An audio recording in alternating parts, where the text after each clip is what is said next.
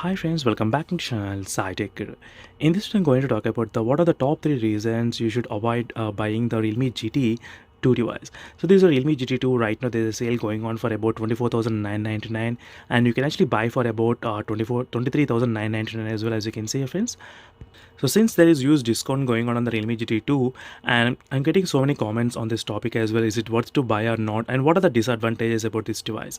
So there are plenty of other advantages with a smartphone, but there will be also disadvantages with every device. So it is better to know all the disadvantages before you buy the smartphone. So definitely friends, for this kind of 23,999, the phone feels pretty premium and good, but after using for more than 1 year of time, this is my experience of with the Realme GT 2 device. From the moment the phone released to till now, this phone was with me, and I did do plenty of testings with this device, and from Android 12 I did update to Android 13. So there are a couple of things you should be aware about this Realme GT 2 smartphone.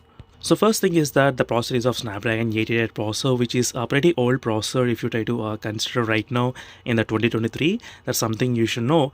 And with this kind of processor, there will be a couple of heating issues as well in the Realme GT 2. Even with the normal usage, even when you don't game, you might be able to experience slightly kind of higher temperatures in this Realme GT 2 device.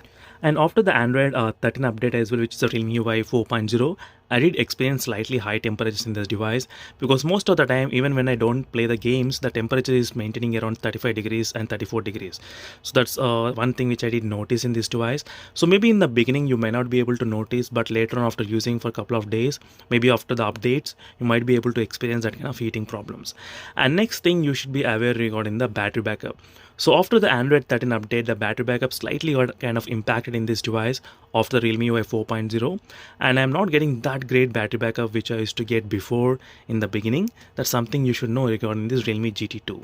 Even though it has got 5000 mAh of battery capacity, but still the screen on time is around 5.5 hours, and the charging time also right now it's taking slightly more time to charge.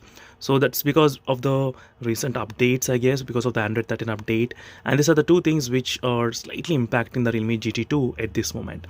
And regarding the processor, the Snapdragon 888 processor, few games are not well optimized. Like, I mean, there is no 90 FPS in the PUBG game and Call of Duty game and the Battlegrounds mobile game.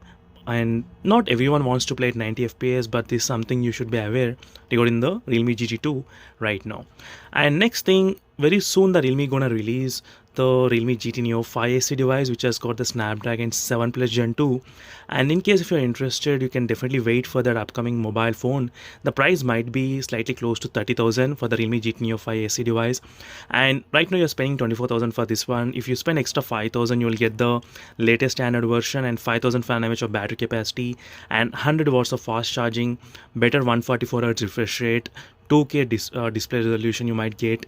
So those are the advantages which you might be able to see with the upcoming phone. So final thing is regarding the software updates. The global version of the Realme GT series, GT 2 and the GT 2 Pro, they might get the 3 OS updates, but we are not sure about the Indian version whether this will be able to get the 3 OS updates or not. So if it doesn't get the another update, so you will be stuck with the Android 14, that's it. So you won't get Android 15. So if you buy the latest version which released with Android 13, you might be able to get the Android 15 update as well in the future. That's something you should know. And only the phone released 1 year back, so you might miss that 1 year of OS updates as well, like 1 year security patch updates. So that's something you should consider when you're buying the 1 year old mobile phone. So meanwhile, signing off friends, these are the few disadvantages which I have noticed. Obviously there are a couple of advantages like very good build quality and pretty good haptic feedback and good camera setup for this kind of price range as well. Overall, there are a couple of advantages, but these are a few disadvantages which I noticed in this device. So meanwhile, signing off friends, thank you for watching. Until next video, more updates, and bye.